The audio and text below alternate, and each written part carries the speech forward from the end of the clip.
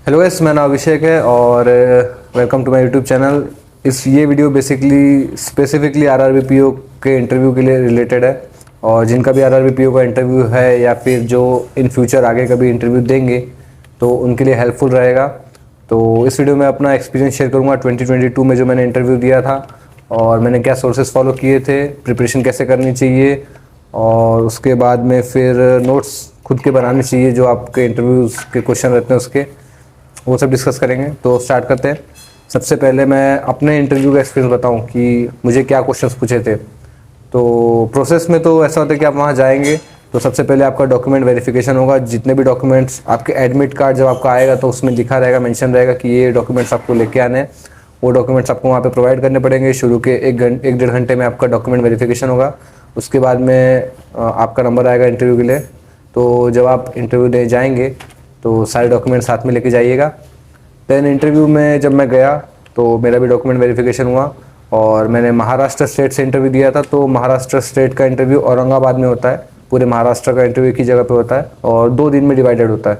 आधे बच्चों को एक दिन बुलाते हैं, आधे बच्चों को एक दिन बुलाते हैं, 2 दिन में होता है। तो इंटरव्यू पैनल अराउंड 4 से 5 लोगों का होता है। मैं जहाँ गया था, मेरा जो पैनल था उसमें 5 लोग थे। एक मैम थी और 4 सर थे।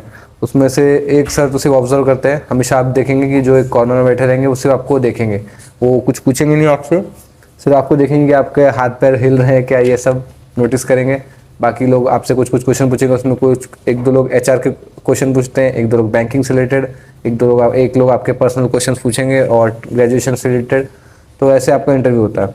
तो जब मैं गया अंदर तो मुझसे सबसे पहले उन लोग के पास आपका डॉक्यूमेंट पहले पहुंच जाएगा। जो आपका पूरा डीवी हुआ रहेगा ना, उसका एक सेट उनके पास रहेगा। तो सारी डिटेल जो आपने फॉर्म में मेंशन की है और आपका पूरा बैकग्राउंड जो कि एजुकेशन है वो सब उनके पास पहुंच जाएगा पहले से ही। तो वो सब वो देख लेंगे, फिर आपको बुलाएंगे। तो मुझे सबसे पहले पूछा कि आप कहाँ से हो। तो मैं बोला मैं नागपुर से हूँ। तो बोले नहीं, अब आपका होम टाउन कहाँ है, बेसिकली कहाँ से हो। तो मैं वाराणसी उत्तर प्रदेश से था। तो मैंने बताया। तो सबसे पहला क्वेश्चन वो ये था कि आपको मराठी आती है कि नहीं। तो अब स्कूलिंग तो हुई है महाराष्ट्र से, मराठी आती थी, बट फिर भी मैंने बोला कि मुझे मराठी आती है बट मैं इंटरव्यू हिंदी में देना कंफर्टेबल समझूंगा, मतलब हिंदी में देना सही रहेगा मेरे लिए। तो ऐसा बोला तो उन्होंने कुछ बोला नहीं, ठीक है, लेकिन उन्होंने बोला मराठी आनी चाहिए आपको, आप महाराष्ट्र में इतने साल से रहते हो। तो मैंने बताया कि हाँ सर, मराठी आती है मुझे, लेकिन जहाँ मैं रहता हूँ उस एरिया में मुझे मराठी की इतनी ज़रूरत कभी पड़ी नहीं, समझ लेता हूँ, ऐसा सब मैंने एक्सप्लेन किया। बट ये एक नेगेटिव पॉइंट हो जाता है कि जैसे जिस रीजन से आप इंटरव्यू दे रहे हो तो वहाँ की रीजनल लैंग्वेज आपको आनी चाहिए। ऐसे इंटरव्यू में कोई बैरियर नहीं है, आप किसी भी लैंग्वेज में दे सकते हो, इंग्लिश हिंदी अपने रीजनल लैंग्वेज में। बट जिस रीजन से आप बिलोंग कर रहे हो, जहाँ से इंटरव्यू देने जा रहे हो, वहाँ की रीजनल लैंग्वेज आनी चाहिए, वो एक प्लस पॉइंट होता है। तो वहाँ एक मेरा नेगेटिव हो गया। मैंने अपना इंटरव्यू पूरा हिंदी में दिया, फिर हिंदी और कुछ इंग्लिश मिक्स करके। तो पहला क्वेश्चन मुझसे ये पूछा। फिर उसके बाद अब मैं वाराणसी उत्तर प्रदेश में, तो फिर मुझे अपने एरिया के बारे में पूछ लिया, वहाँ के प्लेसेस, वहाँ पे हिस्टोरिकल प्लेसेस कौन से हैं या फिर रिलीजियस प्लेस कौन से है, उसके नाम बताओ। तो ये सब पूछ रहे थे वो, तो मैंने बताया। फिर उसके बाद मुझे पूछा कि फिर फैमिली बैकग्राउंड के बारे में पूछा कि आपके फैमिली में कौन कौन है, आप महाराष्ट्र में कैसे आए, ये सब पहले कंफर्टेबल उन्होंने कर लिया। उसके बाद में फिर एक क्वेश्चन उन्होंने ट्रिकी सा पूछ लिया कि इंजीनियरिंग के बाद में आप बैंकिंग फील्ड में किस लिए आए हो।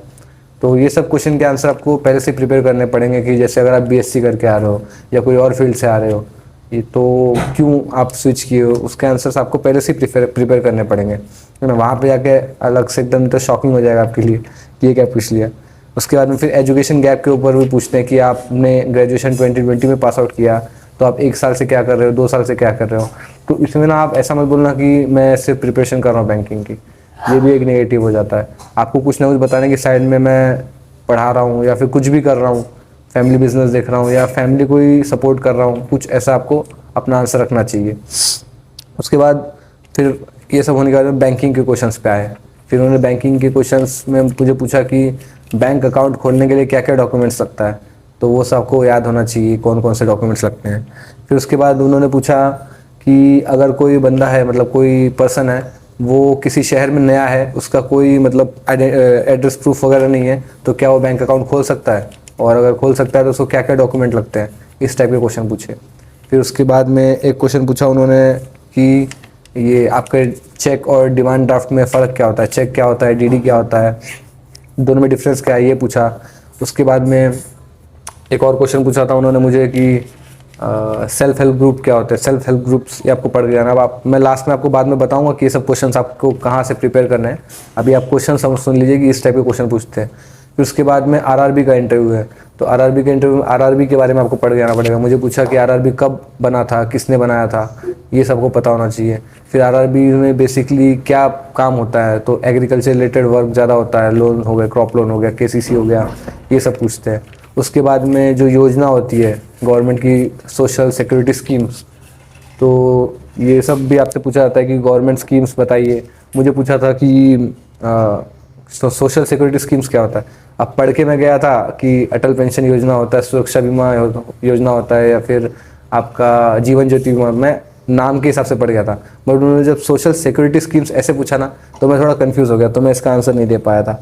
फिर उसके बाद में उन्होंने पूछा कि आपको मतलब अलाइड एक्टिविटीज़ क्या होता है पता है। तो अलाइड एक्टिविटीज़ मतलब एक तो एग्रीकल्चर होता है, उसके साथ में फिर अलाइड एक्टिविटीज़ में आपकी पोल्ट्री फार्मिंग हो गई, या फिर ये आपका मछली पालन हो गया, जो फिश फार्मिंग जो भी होती है, ये सब पूछा। तो इससे ये चीज़ क्लियर है कि मतलब आप आरआरबी का इंटरव्यू देने जा रहे हैं तो आपको थोड़ा एग्रीकल्चर रिलेटेड नॉलेज होना चाहिए। मतलब क्रॉप के सीजन्स क्या क्या होते हैं, खरीफ क्रॉप, रबी क्रॉप, उसका टाइमिंग क्या होता है, ये सब आपको आना चाहिए। तो यही बेसिकली डिफरेंस है एक आरआरबी पीओ के इंटरव्यू में और एक आईपीएस पीओ के इंटरव्यू में। आईपीएस पीओ के इंटरव्यू मोस्टली आपको जो कैपिटल मार्केट होता है, मनी मार्केट होता है, या मार्केट कैपिटलाइजेशन होता है, ये सब पे ज़्यादा क्वेश्चंस पूछे जाते हैं। बट आरआरबी में आपको agriculture, allied activities, schemes government की जो है, मतलब गरीबों के लिए जो जनधन योजना वगैरह स्कीम्स है, तो ये सब पे ज़्यादा क्वेश्चन आता है। तो ऐसे आपको डिफ्रेंशिएट करना है आरआरबी पीओ के और आईपीएस पीओ के इंटरव्यू में, है ना।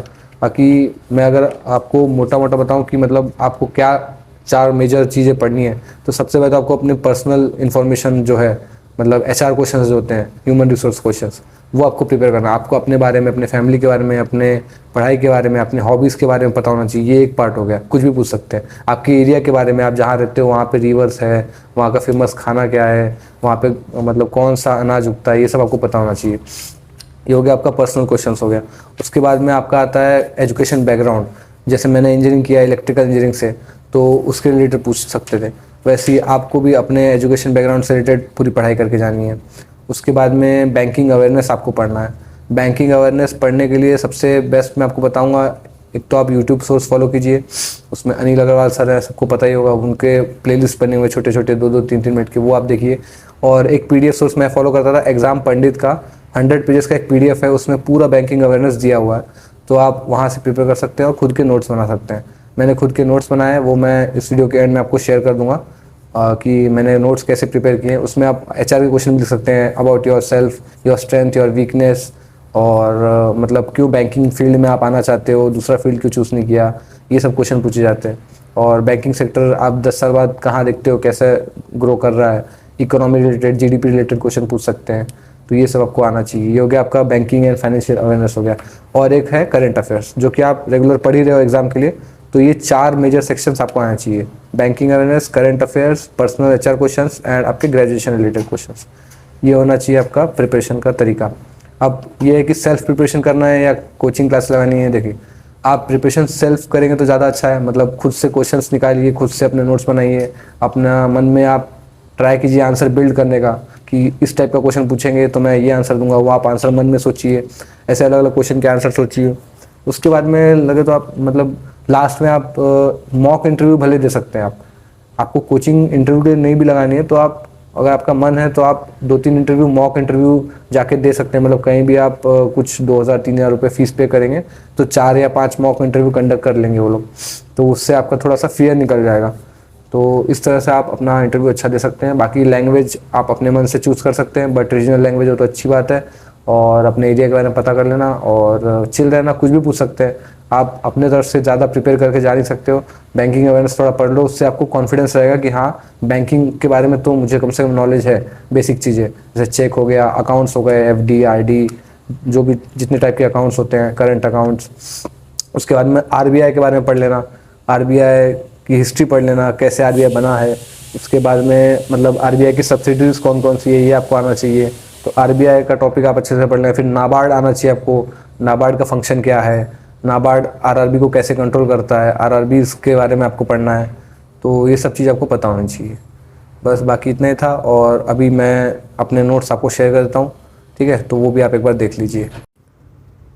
तो गाइस ये मेरे नोट्स थे इंटरव्यू के लिए। देखिए सबसे पहला पेज पे मैंने सबसे पहले आरबीआई के बारे में ही पूरा लिखा है, आरबीआई उसके सब्सिडीज, उसके बाद सबसे इंपॉर्टेंट प्रायोरिटी सेक्टर लैंडिंग क्या होता है, कितने टाइप के मतलब अलग अलग एक्टिविटीज़ उसमें कौन कौन से होते हैं, अलग अलग सेक्टर्स कौन कौन से प्रायोरिटी सेक्टर लैंडिंग में। उसके बाद में आप ये सब देखते हैं एग्रीकल्चर को कितना % देना पड़ता है, बाकी एक्टिविटीज़ को कितना % देना पड़ता है। उसके बाद में जो कुछ सेक्शंस इंपॉर्टेंट है 45Z, ये सब मैंने एक्स्ट्रा का लिख के रखा है। फिर मॉनेटरी पॉलिसीज़ क्या होती है, रेपो रेट हो गया, MSF हो गया। उसके बाद में जो आपका बैंक रेट है लॉन्ग टर्म में लेंडिंग के लिए वो क्या होता है, बैंक रेट क्या होता है। उसके बाद में quantitative control, qualitative control, banking के जो मेजर्स होते हैं मनी कंट्रोल करने के, वो सब हो गया। उसके बाद में अकाउंट के टाइप्स जो मैं बता रहा था, करंट अकाउंट होता है, उसके बाद में सेविंग अकाउंट होता है, RD होता है, FD होता है, डीमेट अकाउंट होता है, वोस्ट्रो नोस्ट्रो अकाउंट होता है, ये सब आपको पढ़ना पड़ेगा। फिर NPA क्या होता है, नॉन परफॉर्मिंग असेट्स जो होते हैं आपके। उसके बाद में SDR, ये सब शॉर्ट ये मैं अलग अलग सोर्सेस से, वीडियोस से, जहाँ से भी मुझे मिला मैंने सब खुद से प्रिपेयर किया। उसके बाद में NPA हो जाता है तो क्या एक्शन लिया जाता है, ये पूछा जाता है। सरफेसी एक्ट क्या होता है, एग्रीकल्चर पे लागू होता है नहीं होता है, ये पूछा जाता है। फिर NARCL क्या होता है, ARCL क्या होता है, असेट रिकंस्ट्रक्शन कंपनी हो गया। फिर उसके बाद में ग्रॉस NPA, नेट NPA क्या होता है, प्रोविज़न क्या होता है। उसके बाद में टाइप्स ऑफ चेक, ये सब जो टॉपिक है मैं लिखता था कि अब देखो जैसे मैंने यहाँ पे लिखा है ना, ये 7 टॉपिक अब मुझे आगे पढ़ने हैं। तो types of bank, types of money, FDI foreign direct investment, types of cheque, negotiable instrument, type of loan, ये मैंने आगे प्रॉम्प्ट करेक्टिव एक्शन, ये मैंने आगे लिखे हैं अभी। देखो जैसे प्रॉम्प्ट करेक्टिव एक्शन, तो आप खुद का एक बनाओ सिलेबस कि ये टॉपिक्स पढ़ना है, फिर वो आप लिखो, ऐसा लिखा है। उसके बाद में टाइप्स ऑफ बैंकिंग, फिर उसके बाद में टाइप्स ऑफ बैंक में RRB के बारे में पढ़ो, नाबार्ड के बारे में पढ़ो, पेमेंट बैंक्स क्या होता है, स्मॉल फाइनेंस बैंक क्या होता है। उसके बाद में RRB के ऑब्जेक्टिव क्या क्या है, financial assistance, agriculture loan, lease, फिर लीज बैंक स्कीम क्या, लीड बैंक स्कीम है ये। अरे बहुत पढ़ा था इंटरव्यू के लिए यार। फिर उसके बाद में नेगोशिएबल इंस्ट्रूमेंट्स में चेक आता है आपका, फिर अलग अलग प्रोमिसरी नोट्स आता है, बिल, और ये चेक बिल ऑफ एक्सचेंज होता है उससे। फिर उसके बाद में स्कीम्स, जो बैंक में स्कीम पूछी जाती है, सीड, स्माइल। उसके बाद में प्रधानमंत्री मत्स्य संपदा योजना, startup India scheme, stand up India schemes. उसके बाद में सागरमाला प्रोजेक्ट, ये मैंने ओवरऑल जो जनरल स्कीम्स, इंपॉर्टेंट स्कीम जो चलती है ना वो लिखी। फिर एग्रीकल्चर स्कीम में PM किसान, क्योंकि RRB का इंटरव्यू है तो उसमें ये पूछा जाता है। फिर उसके बाद में सॉइल हेल्थ कार्ड क्या होता है, फिर उसके बाद में किसान क्रेडिट कार्ड, फिर उसके बाद में सुकन्या समृद्धि योजना, PLI स्कीम, अरे ये सब पढ़ना पड़ेगा आपको।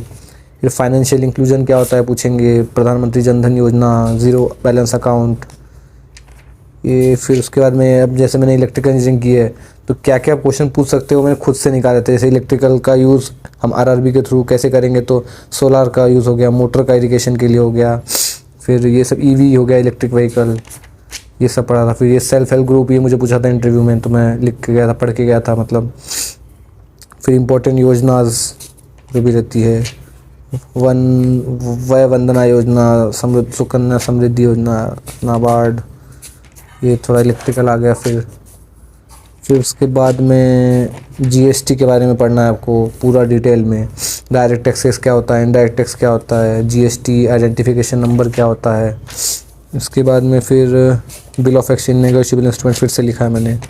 फिर difference between cheque and bill of exchange क्या होता है वो भी लिखा है। चेक के टाइप्स लिखे हैं, crossing on cheque, general crossing, account pay crossing. फिर डिटेल में खुद के नोट्स बनाओ आप, ही तभी समझेगा। फिर बजट, अब 2023-24 का बजट है तो बजट के बारे में पूरा मैंने प्रायोरिटीज, 7 प्रायोरिटीज थी, सप्तऋषि, तो पूरे 7 प्रायोरिटी शॉर्ट में अपने अंडरस्टैंडिंग के लिखे थे। तो ये सब हो गया, बस यही सब आपको प्रिपेयर करना है। इतना आप कर लोगे अगर तो आपका इंटरव्यू अच्छा जा सकता है। अभी 1 महीने टाइम है, आप रोज़ थोड़े थोड़े टॉपिक करोगे तो आपका हो जाएगा। एग्ज़ाम पंडित की PDF है, वहाँ से भी आप ये सब टॉपिक निकाल सकते हो। उसमें लॉन्ग में दिया, जैसे 100 पेज का PDF है तो आप उसको अपने अंडरस्टैंडिंग के हिसाब से शॉर्ट नोट्स में बना के आप उसको अपने इंटरव्यू के पहले आप रिवीजन के लिए सब बना सकते हो, ठीक है। तो यही था मेरा प्रिपरेशन का स्ट्रेटजी, और ऐसे ही मैं भी इसको रिवाइज़ कर लूँगा। बाकी वीडियो अच्छा लगा तो लाइक करना और चैनल को सब्सक्राइब करना। Thank you.